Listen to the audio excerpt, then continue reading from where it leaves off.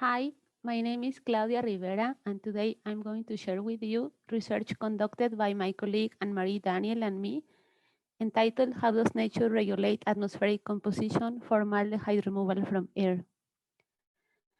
Formaldehyde is a common volatile organic compound generated from human activity and industry, and it can be found both in the indoor and outdoor environments in the Mexico City metropolitan area. VOCs react with oxygen, nitrogen oxides, creating frequent ozone events, which are hazardous to human and ecosystem health in the Mexico City metropolitan area. Common VOCs are benzene, toluene, ethylene glycol, methylene chloride, tetrachloroethylene, xylene, butadiene, and formaldehyde. All of these VOCs are hazardous and are known to cause a number of health-related issues, including respiratory distress, eye, nose, and throat irritation, frequent headaches, nausea, and they can also damage the liver, kidneys, and central nervous system. Sick building syndrome resulting in high worker absenteeism and poor health has been linked to the presence of VOC loads on indoor air quality. VOCs from human activity affect sensitive ecosystems by reducing photosynthesis and growth of some plants, sometimes resulting in death and consequently changes in ecosystem diversity, water, and nutrient quality. The main pathways of human exposure to formaldehyde are industrial fumes, residential housing, and occupational indoor settings. In addition, several studies indicate that formaldehyde is genotoxic, causing gene mutations in mammalian and bacterial cells. Formaldehyde is unevenly distributed in the atmosphere of our planet. Areas with enhanced formaldehyde abundance in the atmospheric column, called hotspots, can be observed over regions where, for example, forest fires or industrial activities, such as chemical production, wood processing, or in general burning of fossil fuels occur. Unhealthy levels of ozone are most likely to develop on hot sunny days in urban environments. Ozone can also be transported long distances by wind, so even rural areas can experience high ozone levels. Tropospheric ozone is formed in the presence of sunlight plus methane, carbon monoxide, and or non-methane VOCs, as well as nitrogen oxides. Currently, people living in countries with higher GDPs, spending 90% of their time indoors, are 45 to 75% less affected by ozone because they are somewhat protected by sealed space the building envelope provides and the quality of the HVAC system. They are, however, still vulnerable to the presence of the chemical reactions of ozone with the components of the buildings and furnishings, often emitting formaldehyde. Temperature and airflow are key factors in atmospheric climate regulation, both indoors and out.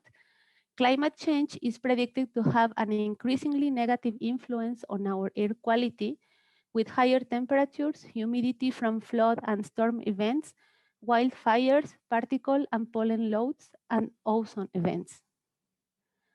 While criteria pollutants such as carbon monoxide, sulfur dioxide, nitrogen oxides, ozone, and particulate matter, both PM10 and PM2.5, are monitored in the MCMA, VOC monitoring is not routine. For this reason, the use of other tools that measure these types of compounds is desirable. The ozone monitoring instrument on board the AURA satellite is one of the few instruments that are used to monitor formaldehyde in the atmosphere. This figure shows formaldehyde yearly and monthly averages over the MCMA. An increasing trend of formaldehyde abundance between 2016 and 2018 over the MCMA can be clearly observed, likely as a result of increasing population density and the demand for more products and services, but also because formaldehyde, among other species, is a byproduct of incomplete combustion of fuels used by motor vehicles.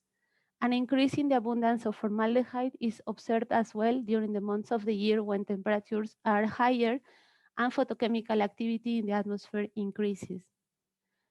Research into current VOC indoor removal technologies reveal that indoor-outdoor airflow is not easily mediated. Besides, these technologies often lead to secondary undesirable byproducts. Although there are methods available for the removal of VOCs from indoor air, specific drawbacks exist for their use. Recovery and or destruction of VOCs is possible with biological treatment methods. However, it has been reported that there is not yet one on the market that is fully satisfactory in terms of practicality and efficiency. The clean air delivery rate is most dependent on the composition of microbiome and aeration of the substrate, the plant itself contributing only by a factor of 2. The presence of vegetation offers additional benefits of aesthetics, carbon sequestration, operation at ambient temperatures, and without the white noise associated with HVAC systems. Given the urban sprawl, the strategy of limiting automobile traffic has not achieved the desired results and is not realistic. Requiring or promoting indoor air quality technology is also beyond the budget of the majority of residents and is not an easy retrofit for the existing buildings. Addressing indoor air quality on its own does not reduce ozone events or support overall wellness for the community and the ecosystem. To address formaldehyde removal from air, post-SOR emission, we employed the biomimicry thinking methodology to inform a new strategy and ask, how will nature solve this problem? The biomimicry thinking methodology challenge to biology process encompasses 4 stages: scoping, discovering, creating, and evaluating. The scoping phase focuses on defining the context, identifying the function, and integrating life's principles as aspirational goals. Using the biomimicry taxonomy as a guide, we identify the function we are solving for. It means what we want our design to do.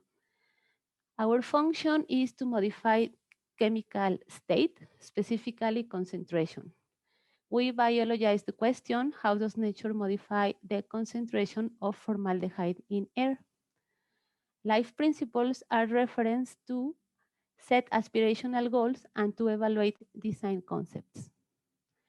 The discovering phase involves research into the scientific literature to identify natural models and strategies that accomplish the desired function. In the discovering phase, we identified that plants turn formaldehyde into formic acid and then carbon dioxide, which is then converted into oxygen and sugar. In total, 25 organisms that are able to remove formaldehyde from air were researched in order to identify the mechanisms and strategies they use to accomplish the function. Several deep patterns were identified.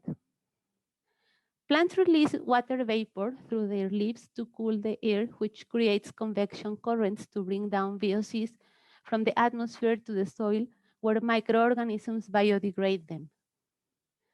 Vegetation provides cooling and surface roughness, which improves convection efficiency. The root system and soil absorb water to support evapotranspiration. Most of the processing of VOCs happens via the soil biota. The fungi and bacteria create many of their own VOCs to help or inhibit plant or animal fitness. We know very little about the complex dynamics of biogenic VOCs, but we do know that they are highly balanced.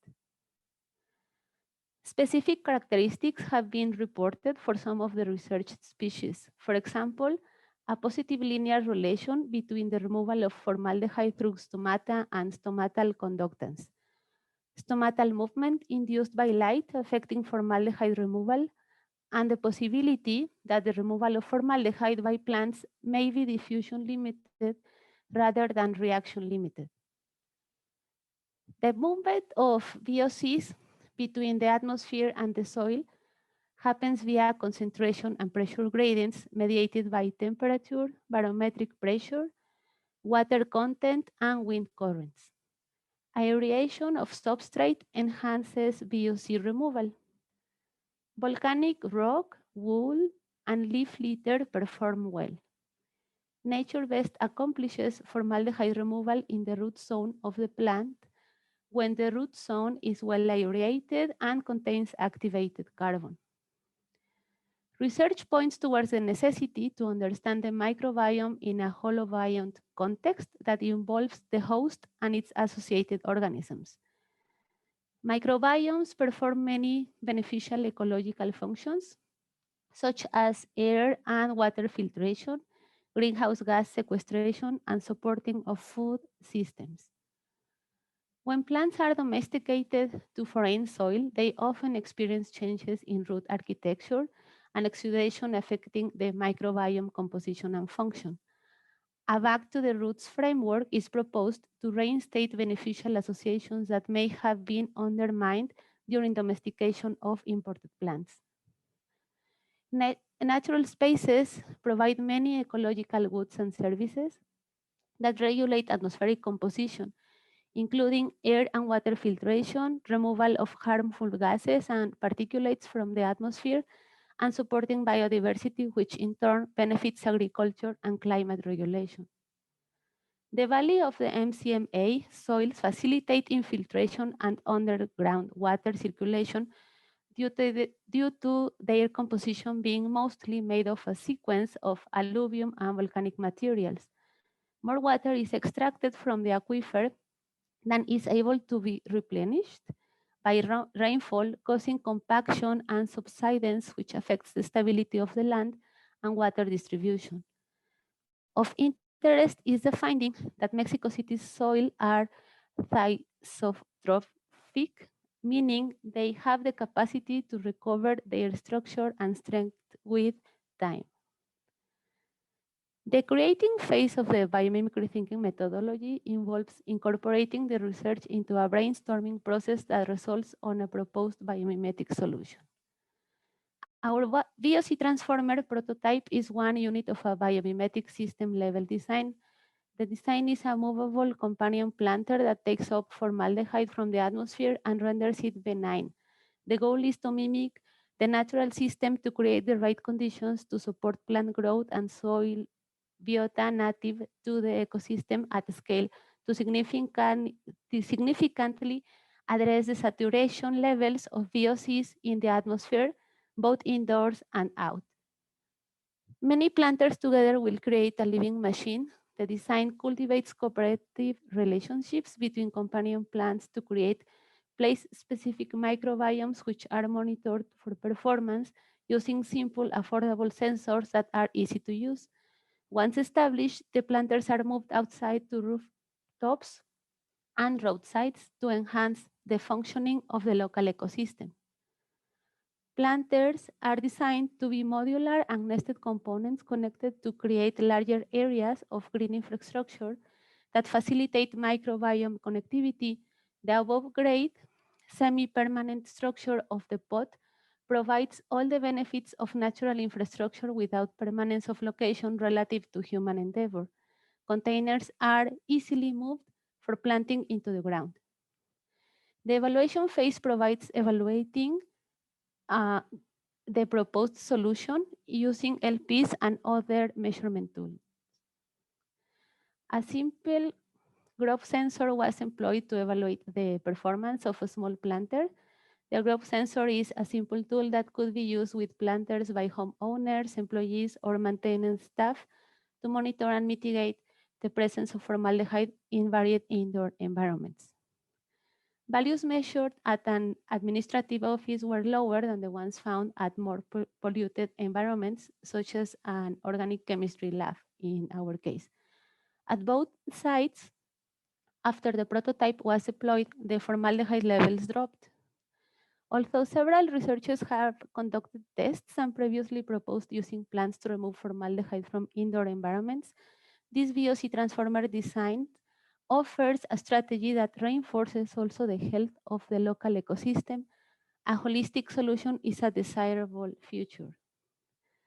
Research of green infrastructure demonstrates significant reductions in street level concentrations of NO2 and particulates. Local and indigenous knowledge should be sought in growing site-specific soil microbiomes indoors for relocation outdoors in the urban ecosystem. The MCMA air quality problem needs to be addressed both indoors and outdoors. In this study, the biomimicry thinking methodology was used to address the research question, how does nature regulate atmospheric composition, formaldehyde removal from air? There are several benefits of restoring the soil profile and native microbiome using mobile VOC transformers. Processing of some VOCs, including formaldehyde, air and water filtration, well-being of population, health of population, groundwater recharge, food, noise mitigation, biodiversity, cooling, beauty, climate regulation, carbon sequestration, ecosystem balance, sophisticated chemical transformations that render pollutants benign. Popularizing the understanding of local plants as VOC transformers from both indoor and outdoor environments and supplying easy-to-use monitoring of equipment could help citizens improve air quality, their health, and ecosystem connectivity on private and public property. Mimicking nature at the systems level can lead to effective, affordable strategies for processing of VOCs, which will likely contribute to overall resilience of ozone events, climate change, and sense of wellness in the population. Human and ecosystem health are inextricably linked. Restoring spaces as a design intervention supports the central life principle of the biomimicry thinking methodology that life creates conditions conducive to life. We hope that this research and design inspires a broader system perspective in designing for air quality, coupled with a deeper awareness of how the health of our soil is a key factor in atmospheric regulation and formaldehyde removal.